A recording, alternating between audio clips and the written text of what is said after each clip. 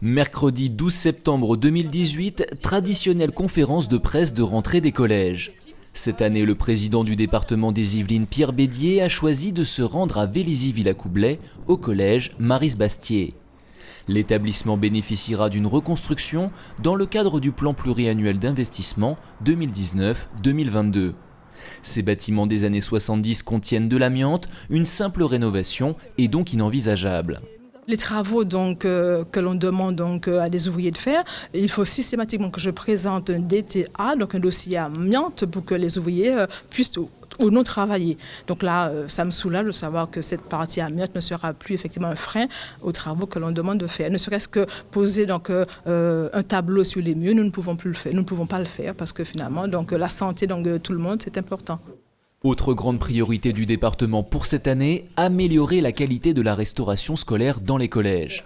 À compter de janvier 2019, une tarification unique sera mise en place pour l'ensemble des Yvelines. Elle sera basée sur les revenus et la composition des familles. Côté approvisionnement et fabrication des repas, les circuits courts et le fait maison seront privilégiés. Enfin, pour délivrer un service de qualité identique à tous, le département s'appuiera sur un mode de gestion innovant. C'est une société publique-privée qui va gérer ce qu'on appelle une société d'économie mixte.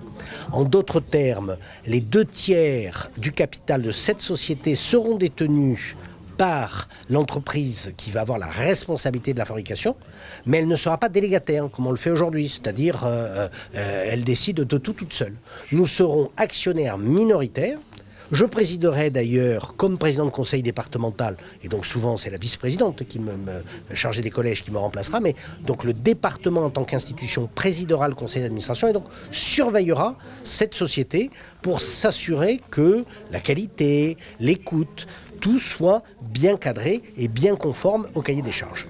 La rentrée 2018, c'est également la poursuite du déploiement du plan numérique, l'accompagnement des élèves handicapés et le renforcement des équipes dans les collèges en favorisant l'insertion. Autant de mesures qui convergent avec les priorités de l'éducation nationale et font du département un acteur indispensable au bien-être et à la réussite des élèves.